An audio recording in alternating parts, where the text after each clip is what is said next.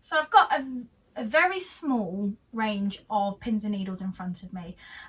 The array of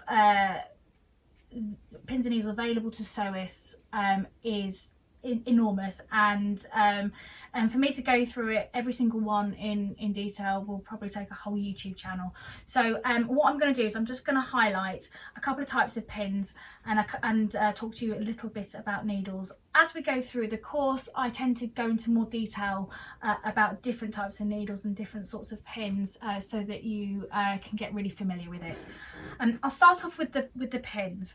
So here you've got flower head pins, which are quite long in length, very sharp, and quite slim, but they've got a flat flower head. These are really useful for pinning onto patterns, and a preferred pin for me when I'm pattern cutting. Really very useful. You also can get glass headed pins, which are your standard pins, which are very useful for quick pinning when you're sewing. Again, they're sort of middleweight pins. They're not very thick, nice and sharp point, but you can easily grab your ballpoint end, the glass headed end, when you need it. Here are quilter's clips. So I personally don't tend to use these much when I'm sewing garments. However, if I'm working with very heavy fabric or very slippy fabric that won't allow me to pin without marking the fabric permanently, these are a really good alternative, and can really add extra strength to your pinning. And then finally, these are your standard dressmaker pins. So these are quite slim, quite thin pins. They're very sharp, and they don't have much of a head on them. And these are particularly useful when you're doing close fitting, and can get right up and almost imitate a stitching line. So these are also very useful. But to be honest, if you're starting out sewing, it doesn't really matter what variety that you use.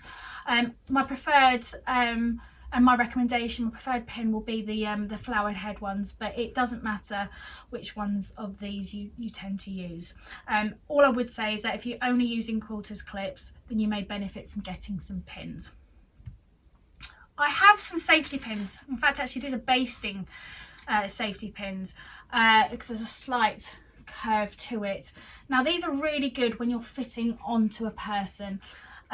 You can fit a garment using dressmaker pins to a person. However, it's very risky, because chances are you need to get the garment off the person, and having a safety pin will just protect them from being speared by the pin itself. So the other thing about these is that if you are working on a garment with a person, and they need to take it off, these don't slip.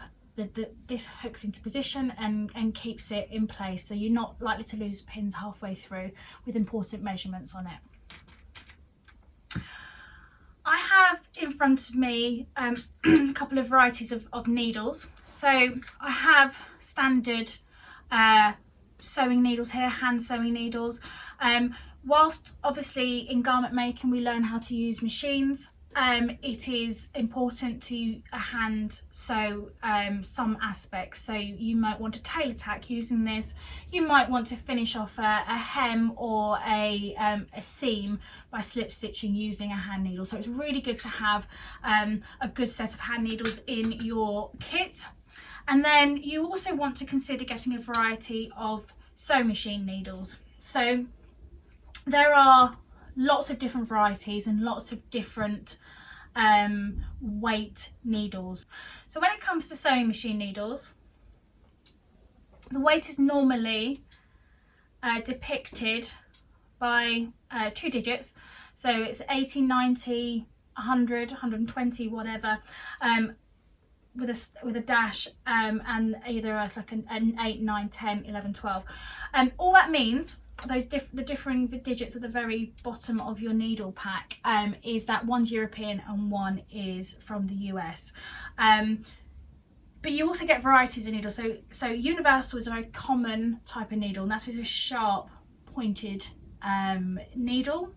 You can get super fine needles. You can also get ones that are designed for stretch fabric or ballpoint fabric, for metals, for top stitching, for heavier fabrics. There's a whole variety of needles available. So if you're working on a specialist project, it's really good to explore what needles might be required. You can go on to a needle manufacturer. So Schmetz is a very good brand that I tend to use, and they have a full breakdown of the needles and how they're manufactured and why they're beneficial for you and your project.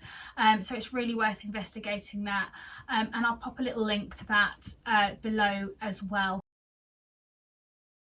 And finally, pins and needles are consumables, and I have no idea why many sewists decide to keep or hold on to blunt needles and pins, because they do nothing but potentially ruin a beautiful garment or project that you're working on. So don't be frightened to get rid of them. A really useful tip is to have an old fizzy drinks can, aluminium can, to hand. Put a label on it so you don't end up accidentally drinking them or trying to drink them, and any dead pins can go in there in lieu of having a sharps box. So I would suggest having that. You should be changing your needle regularly, beginning of every project. Again, as I said, these are consumables. Really, in the grand scale of things, you're talking about pence here. They're a couple of pennies really for these things, and it makes such an enormous difference. And you may regret it if you don't end up changing your needle and it ruins your fabric as you're sewing it. So please just be mindful that these are consumables and should be replenished regularly.